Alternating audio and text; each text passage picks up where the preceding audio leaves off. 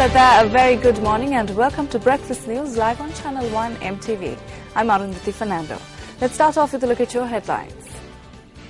The tense situation that arose in the Walacheni area in Batticaloa completely contained.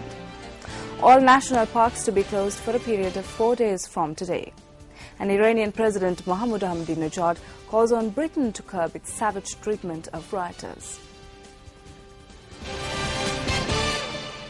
Now for a look at those stories in detail, the Sri Lankan migrant worker on death row Rizana Nafiq has been given permission to talk to her parents during Ramadan.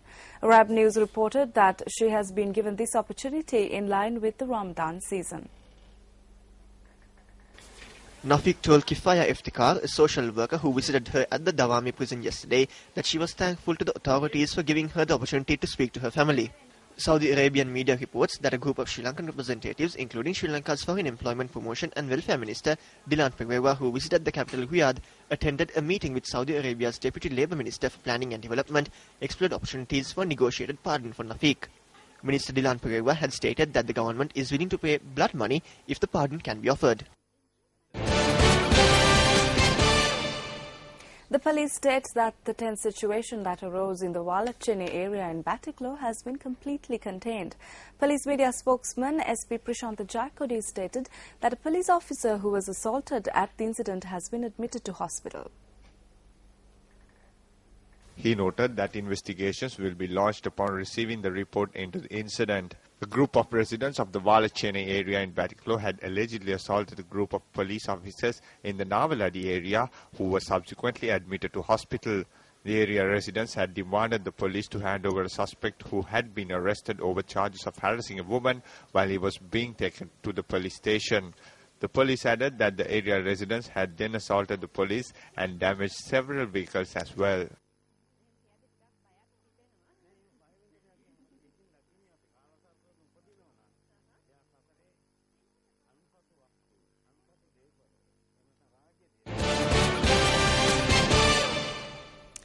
The Ministry of Agrarian Services and Wildlife states that all national parks will be closed for a period of 4 days from today. Subject Minister S.M. Chandrasena stated that this step has been taken in line with the elephant census that will commence today. He pointed out that a timely solution is necessary to the human-elephant conflict experienced at present. Thereby, Minister S.M. Chandrasena noted that through this census, they plan to identify the number of tuskers, calves and aggressive elephants in divisional secretariats most affected by human-elephant conflicts. He added that accordingly, the national parks across the country will be temporarily closed for this purpose but will reopen on the 15th. A systematic census has not been conducted into elephants in the country since 1993.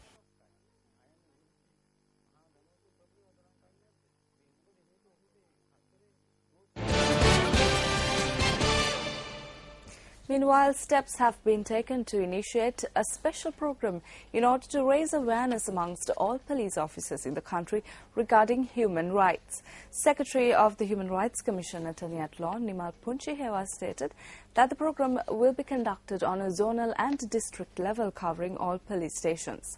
He added that measures have been taken to commence the first phase of the program from the Kandy district on the 18th of August.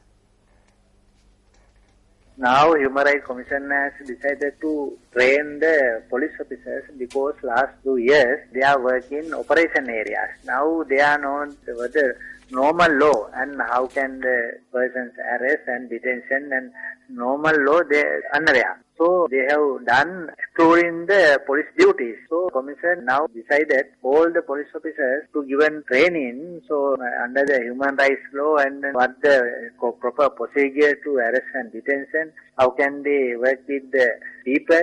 So that we are going to given to the all police officers the island-wide program. Now it is started on 18th August in Gampola. A large number of Buddhist monks and laymen paid their last respects to late chairman of the Navaloka Group and renowned businessman Deshamanya H.K. Dharmadasa at his residence yesterday. Deshamanya H.K. Dharmadasa, who was 92, passed away at the Navaloka hospital yesterday while receiving treatment. He who commenced his journey as a salesman entered the world of business through the Navaloka Hotel in Peliyagoda. Deshamanya H.K. Dharmadasa, who was a well-known philanthropist, also entered the film industry, through which he contributed greatly to the welfare of art and artists of the country. At the time of his passing, he had been awarded with the honorary titles of Buhunaputra, Shasanabhimani Mahadanapati Shasana Janaranjana, Sri Lanka Janaranjana, Deshamanya and Rohana Pradepa Ratna Deshodaya and other titles. The funeral will take place on Saturday at the Boralla Cemetery.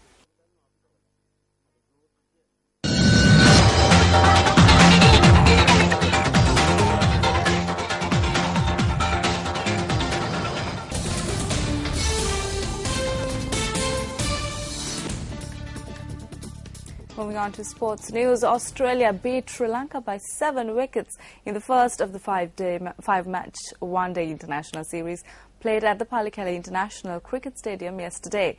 Speaking at the post-match media briefing, Sri Lanka cricket captain Tilakaratne Dilshan said that the team needs to come strong in the second match. Yeah, definitely this, I think, definitely not enough runs in the board. That's why 190 is not enough. I think it's a bad shot selection. He's giving a 3 wicket for Mitchell Johnson. He bowled really well, but we played bad shot and giving a 3 wickets. Yeah, the thing is we have to come strongly next match after we have another 2 days training, and we have to correct what we are wrong. Everything we have to discuss and come strong, and we have to play good cricket. Meanwhile, Australia cricket captain Michael Clarke expressed these views. I'm excited about what I see today. I'm really happy that we got off to a good start, and I'm really happy that we got a good result, because, like I say, our preparation has been spot on over the last month, back in Australia. The boys have trained really hard. The one-day boys that have arrived over the last 5 days have really put in and trained hard to get used to the conditions and used to the heat. So, look, I'm really enjoying the challenge so far. I've got a wonderful team around me. I've got some great experience, and when you see individual performances like today for Mitch, that gives the captain a lot of satisfaction to know that you got a wonderful talent like that in your team, and there's much more. We just got to continue to learn, continue to get better. I think that's the one thing I want to make clear here today, that yes, I'm happy with our performance, but we've got a long way to go, and I hope today is just the start of what's to come.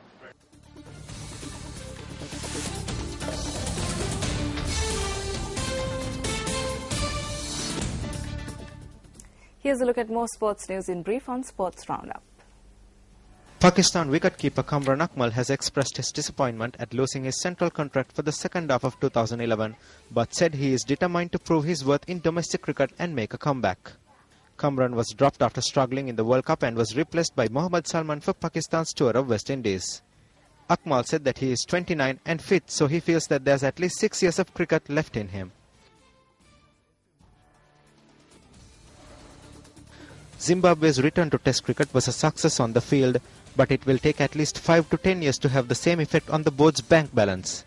Zimbabwe cricket will incur over $2 million in losses as they re-enter into the game's premier format this summer. Ozias Biwe, managing director of Zimbabwe Cricket, said that they earn only about $200,000 from TV rights, although it will be slightly less than New Zealand, and about $150,000 from sponsorship. The deficit of around $750,000 per tour is made up through loans from local banks, which allows Zimbabwe Cricket to repay them over an extended period.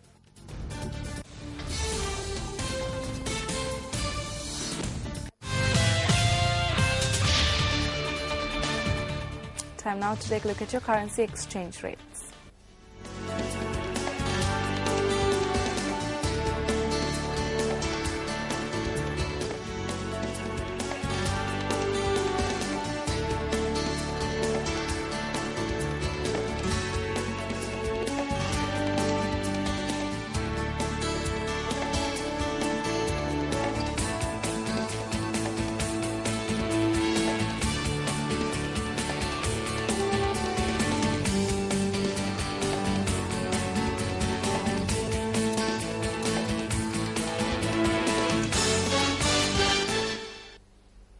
Well, with that, we wrap up Breakfast News live on Channel 1 MTV. Thank you for joining us. Have a wonderful day, and we leave you with the company of Discover Sri Lanka.